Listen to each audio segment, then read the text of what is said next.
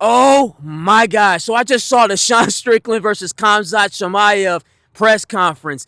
Man, I gotta say, this might be the first stabbing we see in the octagon. You know what I'm saying? I think this very well may be the first stabbing we see in a UFC octagon. One of their camps just gonna toss a knife in there. I wouldn't be surprised if one of them camps threw a knife up in there. Man, Sean Strickland, man, listen, guys, like how Sean Strickland like to say, listen, guys, he's the run-of-the-mill hardcore, paint-licking, American patriot redneck. I swear, can dish, but man, cannot take. When you start dumping back on him, start crying, start playing victim. Oh my God, he wanted to talk about, oh, you make fun of child abuse and all this stuff. Shut the fuck up, Sean.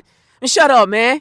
He just running, it's ridiculous. All he does is talk shit. You know, he goes and crosses the line, presses buttons, touches up on everybody's triggers. Now, when somebody touches up on his trigger, his daddy, he want to start crying. He got up several times in that press conference. Man, the security wasn't there. I'm almost certain Sean Strickland would have tried to rush Khamzat, which it wouldn't have been no thing for Khamzat. Khamzat would have hoped for it. He would have welcomed it, whatever, you know what I'm saying? But it just goes to show, Sean Strickland, the way Sean talks, man, he talks like the real killers or psychopaths doing life in prison, or like, soldiers that came back from active duty that survived the trenches. Like, come on. You're a privileged MMA fighter. You're doing just fine for yourself. And every now and then you want to cry because your dad gave you a few spankings. Like, bro, shut the fuck up, man. And listen, man, I said that in another video, but I also want to say this. I don't want to undermine child abuse. I get it. It's out here and stuff. I definitely don't want to make light of and make fun of people like that. But like I say in my videos, there's an exception to everything. There's an exception to everything. And in this case, when it comes to Sean Strickland, fuck him. All he does is attack people's triggers and soft spots, or whatever the heck you want to call it. He always goes for the jugular, low blows and stuff like that. So when you do that, shit, it's fair game. They're not going to have so much empathy for you when that's all you do to other people. You just can't be dumping on other people and then cry once your like little soft spots are being hit or buttons are being pushed and stuff. Get out of here, man. And you want to know one of my favorite parts throughout that whole thing? One of my favorite parts was when a reporter, they asked Khamzat, it's like, so Khamzat, what do you think about Sean saying this and that? And he called you a terrorist. And Khamzat's like, I am a terrorist. I am. I kill him. Man, I died when he said that.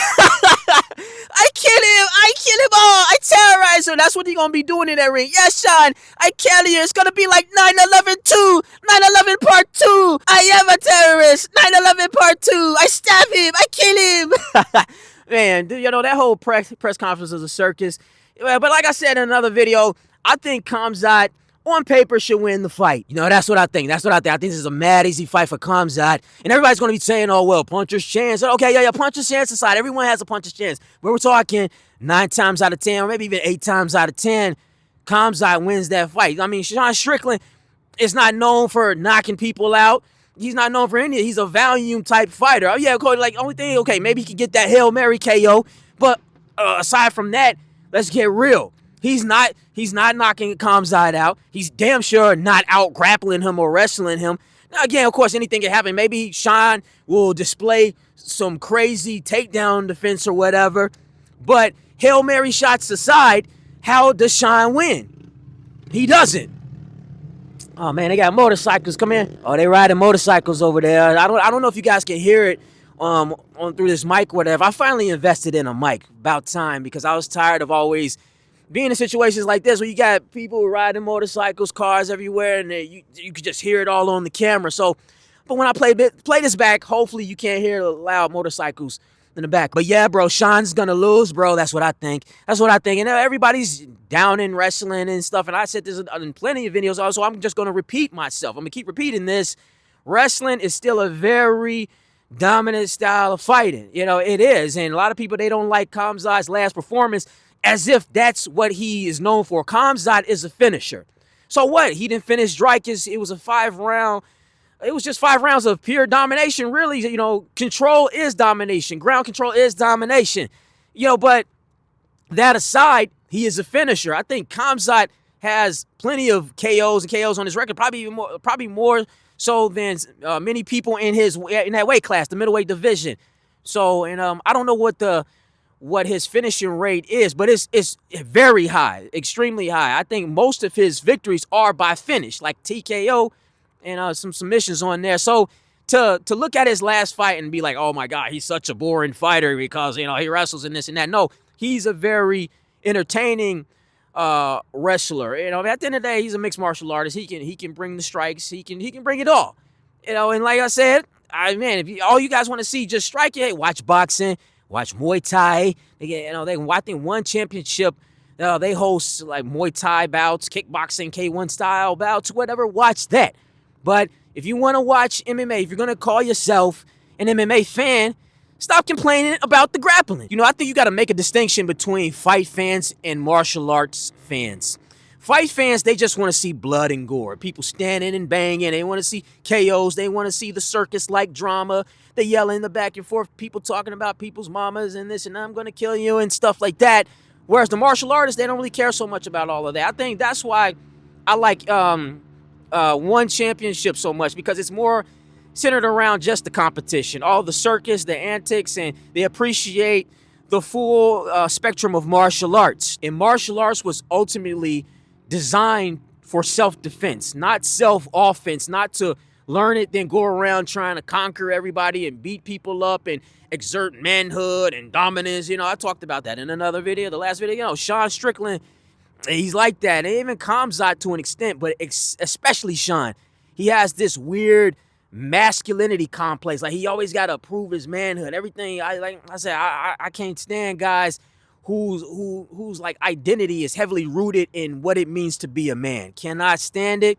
In martial arts, really, it shouldn't be about that. First of all people can train martial arts. Women can train martial arts. And it's not always about just taking somebody's head off, destroying them, blood and gore.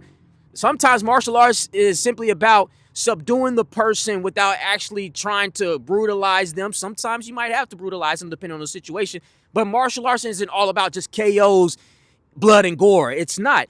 Martial arts can simply mean, hey, getting a person down to the ground, putting them in a submission hold and waiting till like cops arrive and things like that. You don't really have to put a beating on them, break a limb or anything. It's about keeping the person down, restraining them. That's an aspect of martial arts. And so you get my point. So when I see these fights, I'm not always looking for blood and destruction in everyone. Now, if we see that, okay, there's an entertainment aspect of the fight game, especially these days in the UFC, which I think has become a little overboard. But I get the all sides, both sides, and I think the hardcore, the people that just love the circus aspect of it, they don't really appreciate martial arts. But yeah, that's my take. Oh yeah, and Khamzat, he kicked Sean, and everybody's complaining about that too. Oh, it's a cheap shot. Everybody likes to talk about that. Sucker punches, cheap shots, and people, you jump the person, that's not manly. That, man, shut the fuck. Here's the thing. These guys, these guys are like tailor-made to not like each other. You have Sean Strickland. Well, first of all, they're both, in my opinion, like bullies and stuff. They both have this way about them that they always got to just dominate people and stuff like that. But when it comes to cheap shots and sucker punches and jumping people, when it's clearly established that you and another person have extreme animosity, there is serious tension there, serious problems there. At that point, it's all bets are off. It's on site. Be ready for anything and everything. So when you're within arm's length of that person, it's on. Be ready. There is no such thing as a cheap shot. There is no thing, oh, this person didn't play fair. Sean Strickland always talk about American this and American that. Well, America was built off of lawlessness. That's what people forget. They call it the Wild West. It's called the Wild West. The Wild West is not based on fairness. This country was not built on fairness.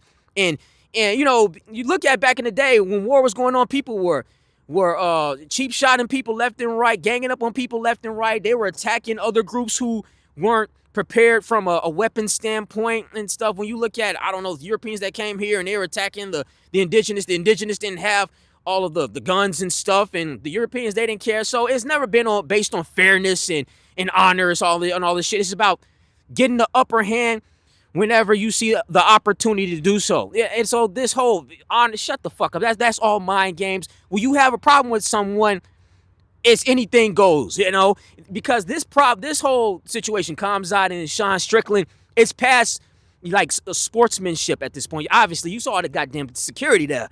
It's way past oh, just your friendly competition where guys, oh, have a great match and we shake hands. No, it's something seriously can happen. You know, so when problems and conflicts get to this point, there is no such thing as a cheap shot. There is no such thing as, oh man, you jumped me and it's not fair. No, anything goes. Anything goes.